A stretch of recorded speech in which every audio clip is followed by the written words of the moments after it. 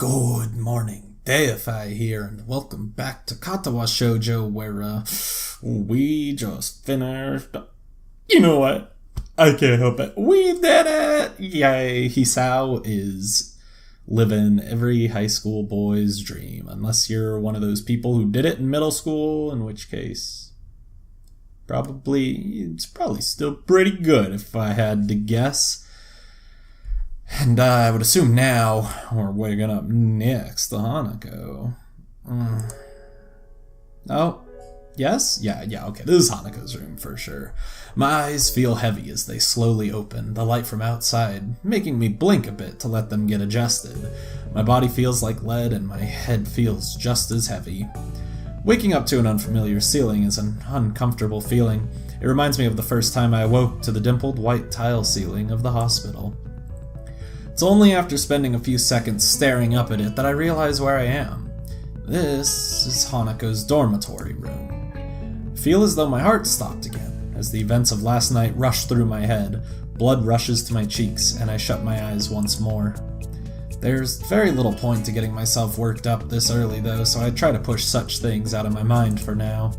I roll my head to the side to see if Hanako's where she was when I drifted off to sleep. All that's there now is an empty space on the bed, and the room beyond. I sluggishly sit up and rub my eyes before pinching the bridge of my nose and looking around the room. No sign of her? The only person here is me. I'm still bereft of my clothes, and after a quick scan of the floor for them, I notice that they're neatly folded in a corner of the room. Try as I might, I can't see Hanako's anywhere. She burned them. They're gone. The foil packet for the... Ooh, risque. The foil packet, just in case you weren't aware of what happened. Sex happened. Safe, at least. The foil packet for the condom's been removed too, presumably put into the bin. With a great yawn, I get myself out of bed and quickly look around for some underwear. I grimace a little at the prospect of putting my boxers back on after yesterday's efforts did a job on them, but I don't have much choice. Taking advantage of the fact that I have some time without anyone around, I get myself dressed for the coming school day in short order. And then, I'm alone. Without anything more to busy myself with, my mind becomes focused on the fact that I'm standing in another person's bedroom after we spent the night together, but there's not a single sign of her around. My gut proves to be more helpful than my brain at working out this riddle. With a loud growl, it reminds me that she may well just be getting breakfast. I would have liked to wake up next to her, but maybe it's a good thing that I have a few moments alone. Hanako's room, as always, is quite bleak in appearance. There are precious few decorations, and practically no personal artifacts that aren't hidden away in cupboards and drawers. She's lived here for 3 years, but the room looks as if it's barely been occupied for a day.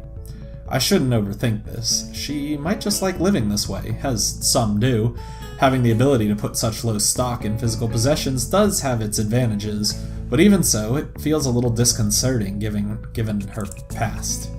She said she viewed herself as having had her life on hold while at the orphanage.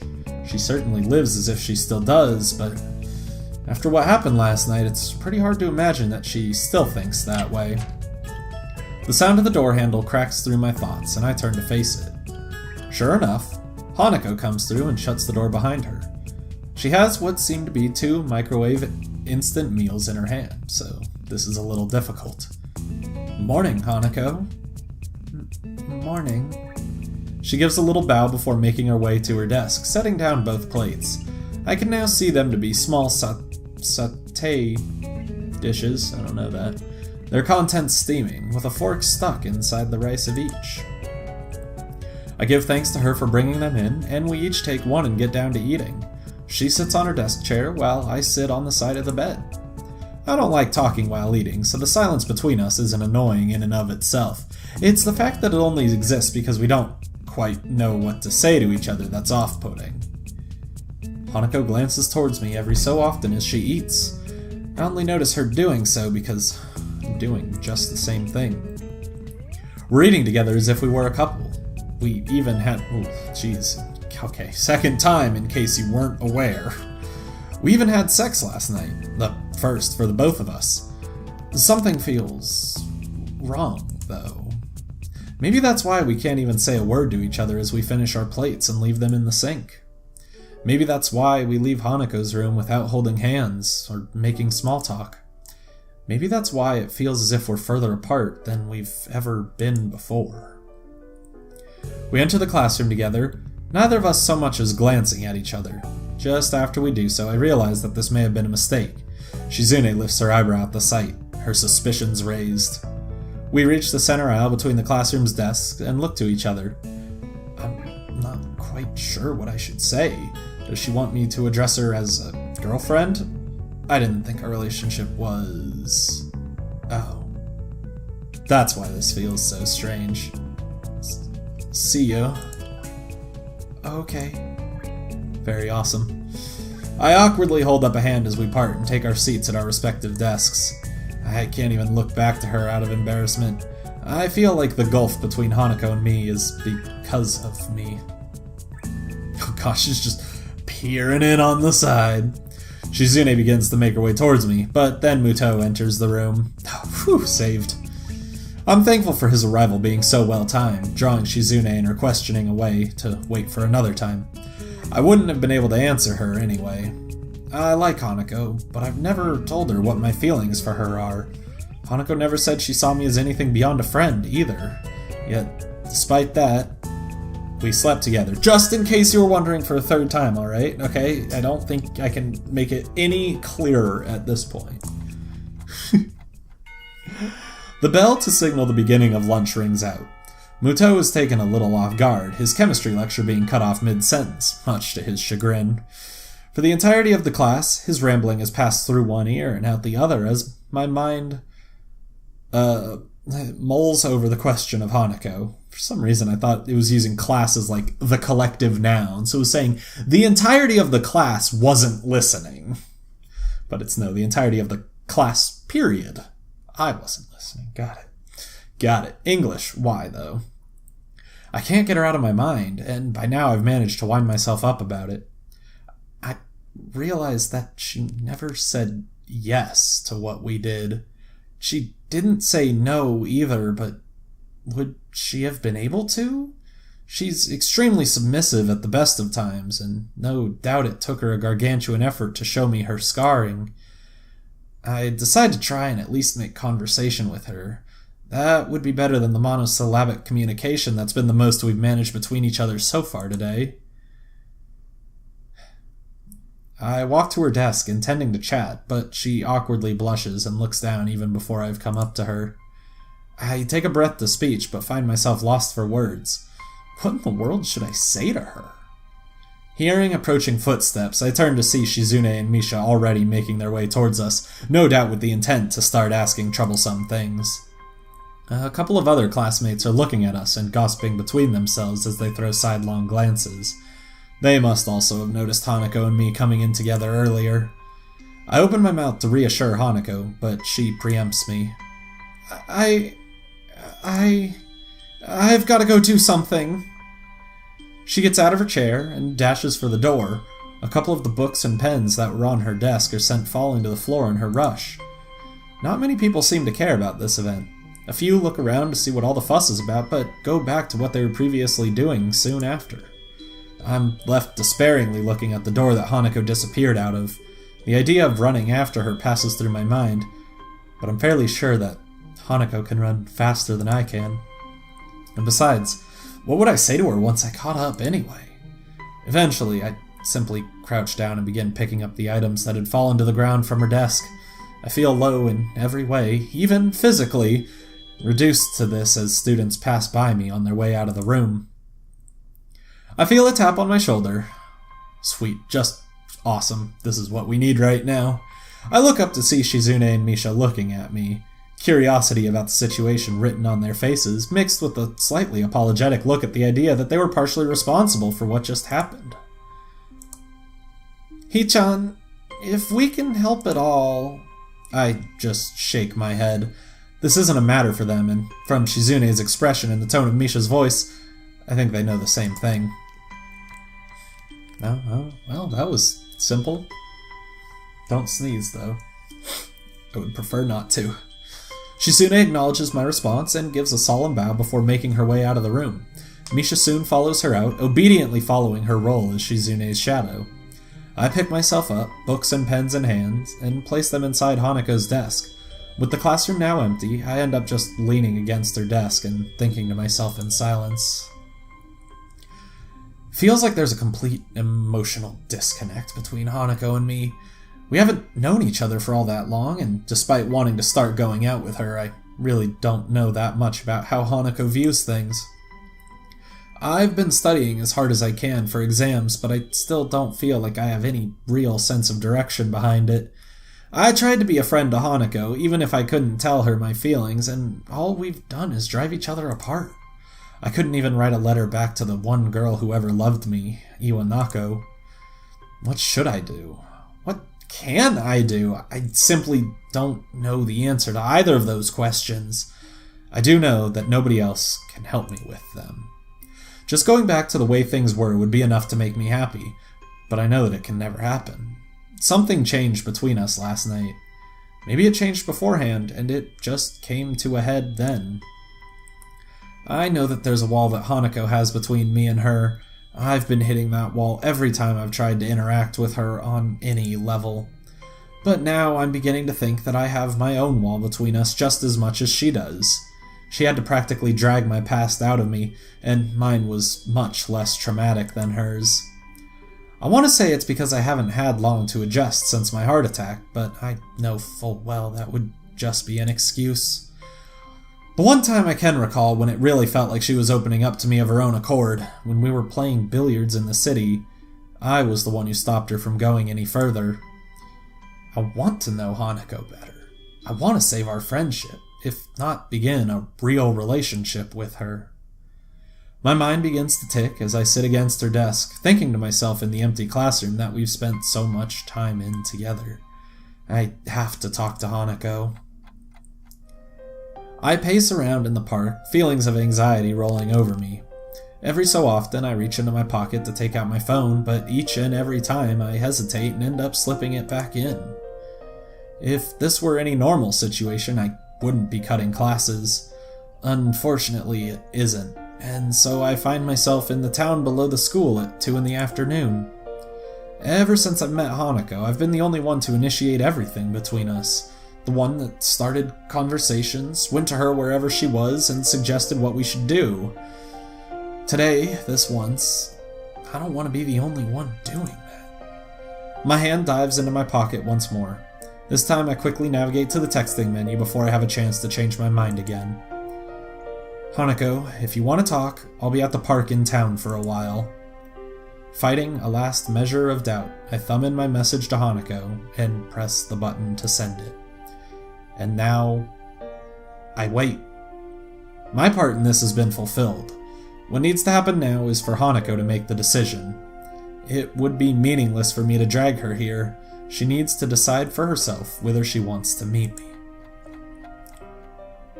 The apple juice from the vending machine tastes awfully bitter as I swill it down. My grip on the can has caused it to dent slightly in the middle. I shouldn't be this tense, but it's probably inevitable. Hanako is dear to me.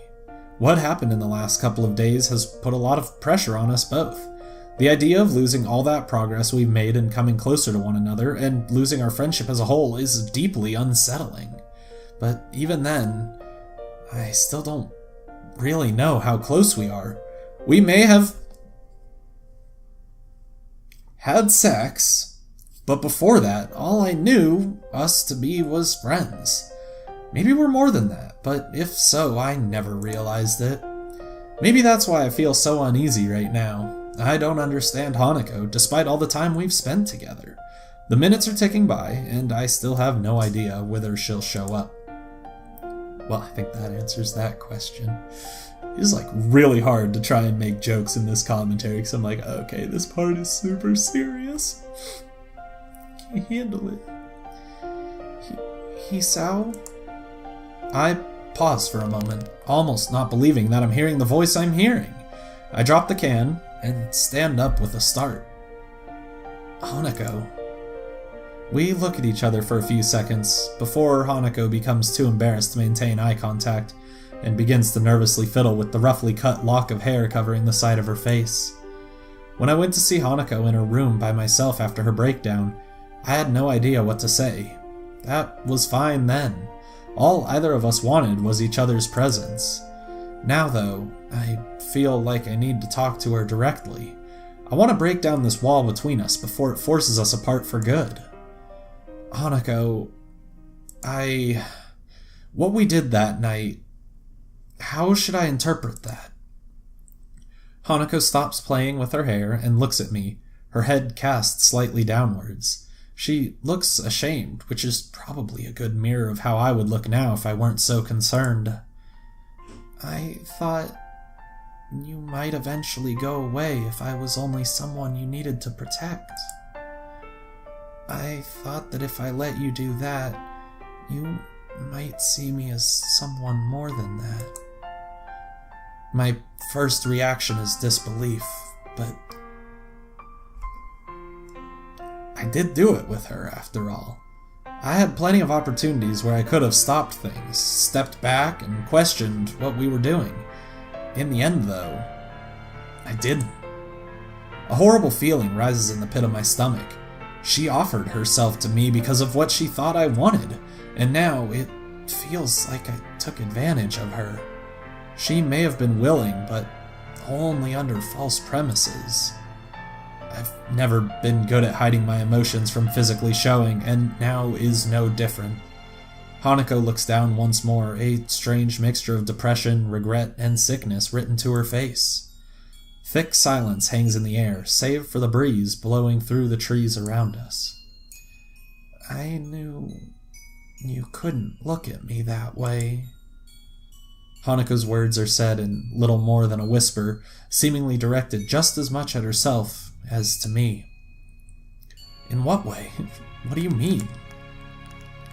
All I ever was to you was a useless person, just someone to protect, someone like a child.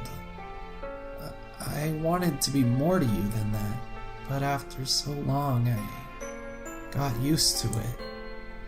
The tone of her voice is unlike any I've heard her use before. Okay, I need to fix it up a little bit. She sounds disgusted. Not at me, but at herself. After I came out of my room, I saw that you had started drifting away. I felt like I was going to lose you because you wanted somebody you could have that kind of relationship with. You were more quiet in school than before, and you were getting on so well with Yuko, I thought that I might lose you. She thought I was bored of her because I wanted a romantic relationship? But we're friends, right? I wouldn't just abandon you like that, even if what you're saying was true. Friendship was something I thought I'd given up on. I stopped believing in others after what happened after the accident. Before the accident happened, I got on well with people and other children. I didn't have many friends, but I didn't mind because I treasured the ones that I had. Afterwards, though, I was called names by the others and teased a lot. It hurt really deeply. The teachers tried to help me, but they couldn't do much, and even many of them recoiled just at the sight of me. Among those calling me names and teasing me were the ones that I thought were my closest friends. From then on, I believed that it didn't matter if nobody else acknowledged me. All my existence ever did was make people troubled, after all. It was easier if I just didn't exist. But after meeting Lily, and then you, I tried, but I couldn't make myself think that way again. All that time, she didn't trust me. She thought, just like everyone else in her life had, that she was worthless. Someone to throw away once I got bored of being with her. That hurts. That's the one kind of person I never ever wanted to be seen as, because I know better than most just how horrible it feels to be thrown away by those who I thought liked me. She's cracking from the memories she's bringing up. I feel useless, completely unable to console her. In a strange way, though, I'm almost thankful that she's allowing me to know this. The wall between us is going away, even if it hurts so badly to bring it down. Hanako, if you just told me... Was I... wrong? Of course you... She wasn't. Hanako wasn't wrong. It's difficult to force myself to admit this, but I know trying to deny it is pointless. To me, and to Lily, she was someone we tried to protect. She had become to me what I'd become to my friends after my heart attack, a broken person. I liked her, possibly even loved her, but I never acted on that precisely because I thought she was so fragile. I mean, I don't look at you that way now. I got worried about you after what happened to you in class, and I thought I should try to protect you. When you locked yourself in your room, though, I got afraid. I thought you were rejecting me, and it forced me to think a lot about different things. I wasn't rejecting you. She blurts it out, with an almost scared tone in her voice, taking me off guard. She quickly becomes embarrassed by her outburst, before clenching her fists and working through what she wants to say in her mind. I wouldn't ever do that. Not to you.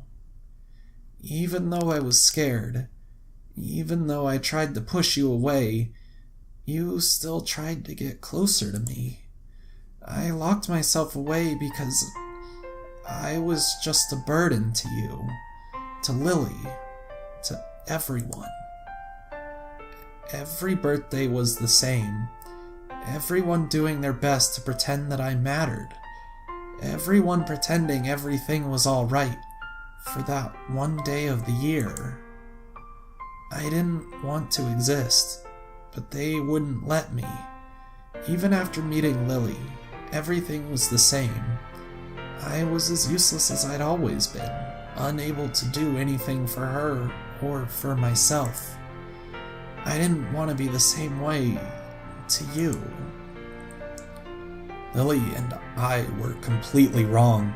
From what she said, everything we did for her, it would have only made her feel worse. Even what little I thought I had right about her was a complete misjudgment.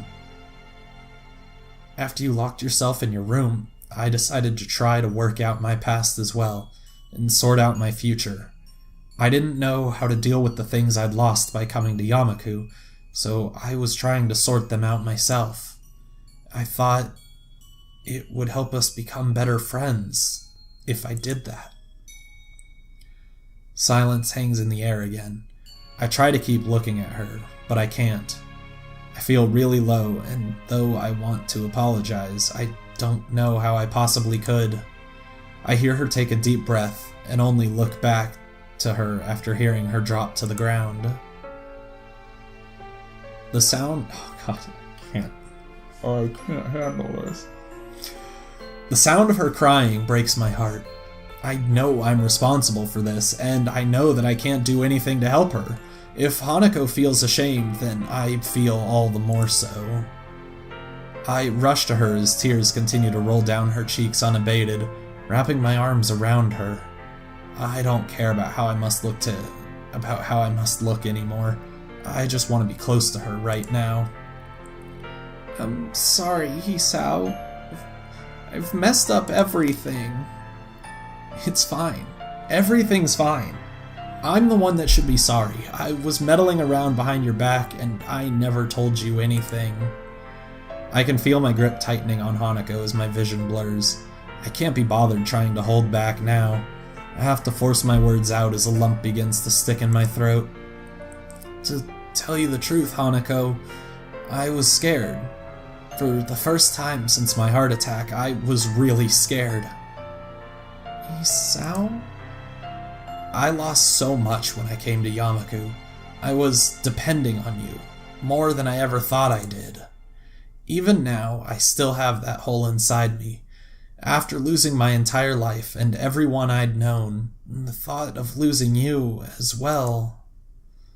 But I'm just a useless... You're my friend, Hanako. You're... No, okay, good, we are saying it. I couldn't drop the F-bomb even more. No, you're more than that. I love you, Hanako. I love you so much that the thought of losing you frightened me so much. Oh, this is bad. I'm really letting all of this out. I can't bring myself to look at her face right now. I'm sorry, Isao. I can't help feeling a bit happy. For so long, that's what I've wanted to hear. The last of the floodgates breaks, the sound of her crying permeating the air as her body jerks against mine. We hold each other tightly, connected more closely than ever in our shared grief and our shared happiness. I don't know how things are going to be like after this. Right now, though, I don't care. There's no other person in the world that either of us could possibly share these memories and emotions with. Nobody.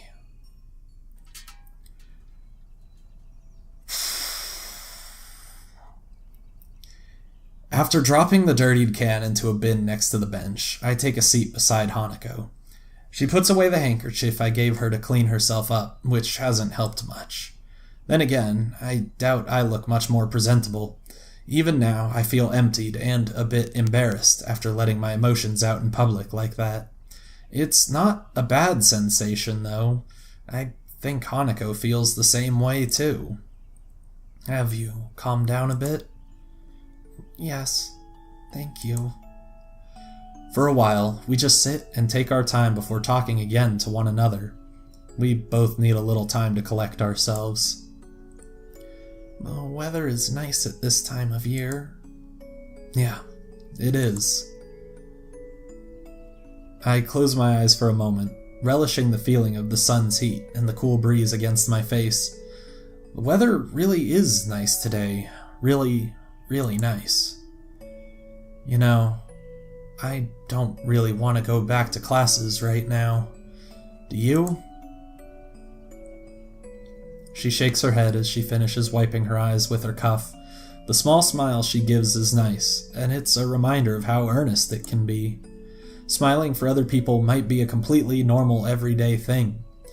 For Hanako, though, she smiles so rarely and so sincerely that each and every time she does it, I feel a sense of relief and happiness. I'm sorry for everything.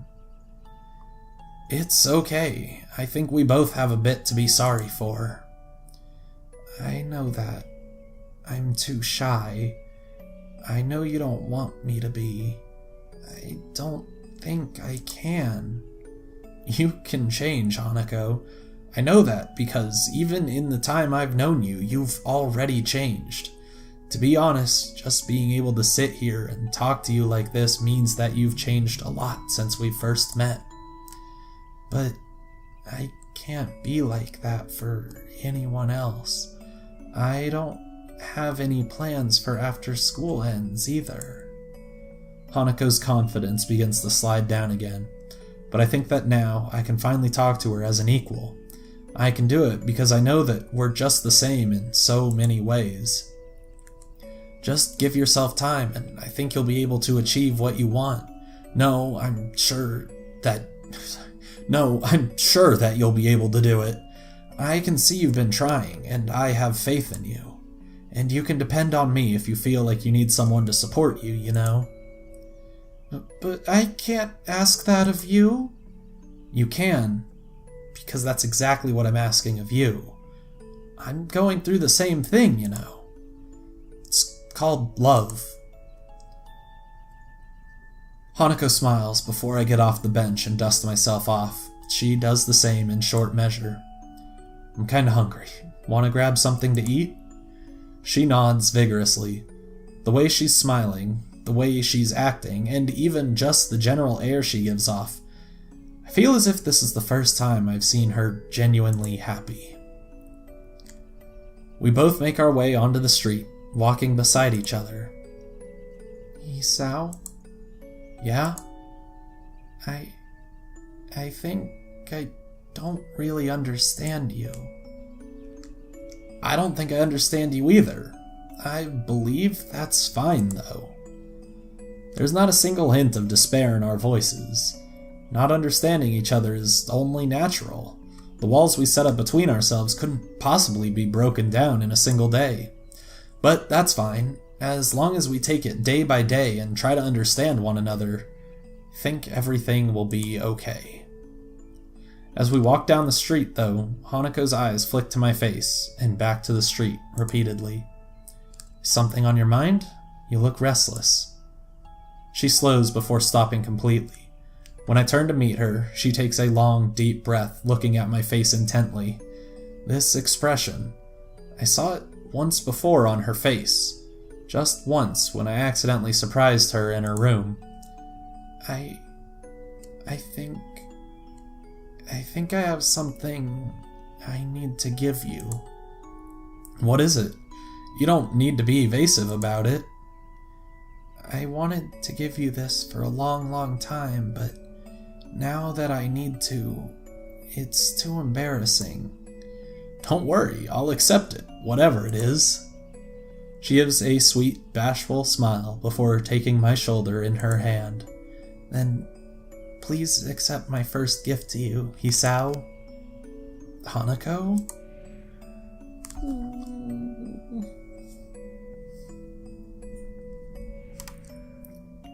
Aw, everyone's cheering us on. Aw, they're so kind. Except that guy, he's like, ooh, do not appreciate that. Oh, man. There's an epilogue, though, I believe, right? Credits first. I don't have time to sit through credits. I don't have time to sit through credits, I'm sorry. For some reason I thought it was playing Jitter, and I was like, no, don't play Jitter.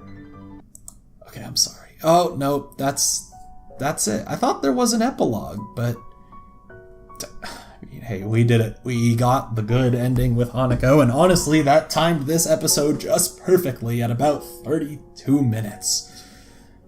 I thought there was an epilogue. Maybe I should have just sat through the credits, but too late for that now. God, this game, though. It makes me feel, and that's weird. But I'm going to leave this here. I'm supposed to remind you to like, comment, and subscribe if you enjoyed the video. Maybe there'll be other routes, I don't know. Tell me if you want. I know it's maybe a hard game to sit through on YouTube, but I enjoy the voice acting, so if you guys enjoy it, I'm down. Goodbye.